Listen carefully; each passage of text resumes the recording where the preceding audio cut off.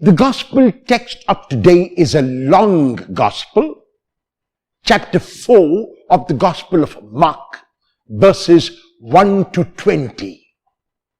It contains the first parable which Jesus tells in the Gospel of Mark and also the interpretation.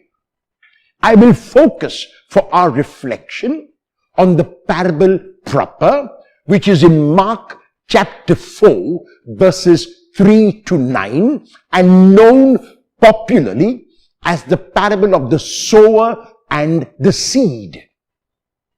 The parable is this: a sower goes out to sow, and as the sower sows, some seed fall along the path, and the birds come and eat up that seed. As he continues to sow, some seed fall in rocky ground and do not have much depth, so they simply start to grow and wither away because of lack of depth.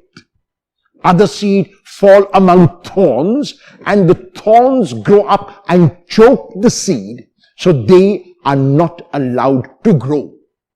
And some seed fall in good soil and bring forth a plentiful harvest. Jesus says some 30, some 60, some 100. This is the parable, and we need to ask ourselves, what is the meaning of this parable and how it applies to our lives?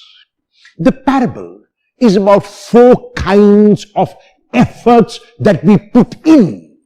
The first is the effort where the seed is sown on the path, and the conclusion is that the seed is lost.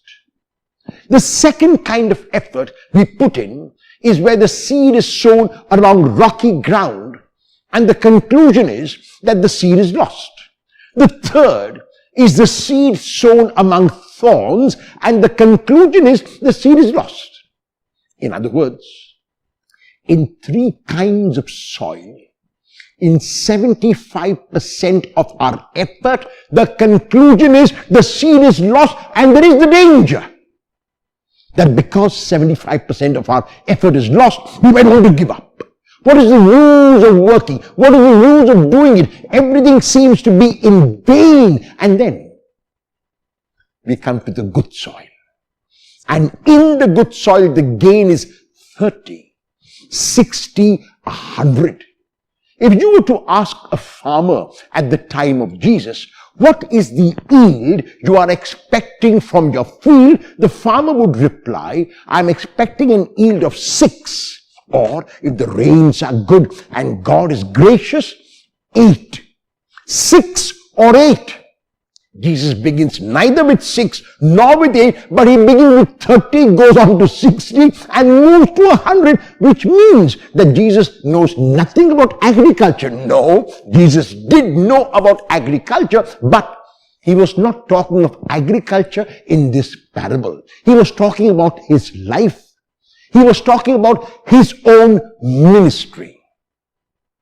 In his reaching out to people, there were 25% who paid a deaf ear to whatever he said. Another 25% heard him, but on the superficial level.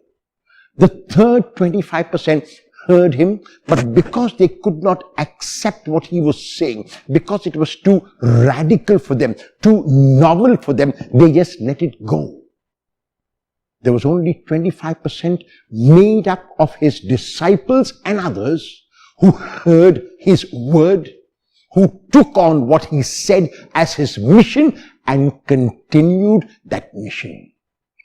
What is important is that Jesus never focused on the 75% where the seed was lost, where his efforts seemed to be in vain. His focus was on the 25% which gained that 30, 60, 100. This parable is a parable which offers us hope. It is a parable which is saying to us that in our own lives, in the work that we do, in the ministry that we are engaged in our families, in our neighborhoods, in our places of work.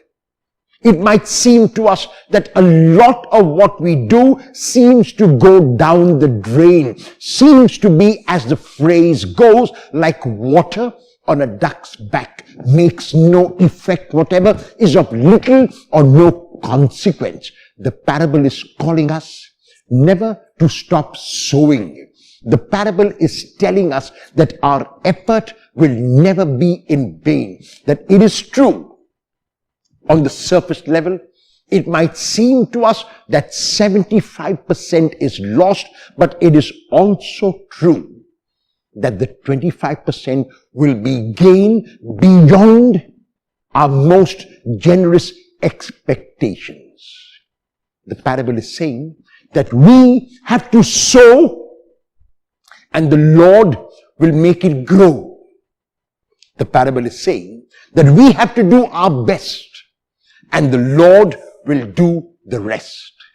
The parable is calling us never to give up, never to give in, but to keep on keeping on.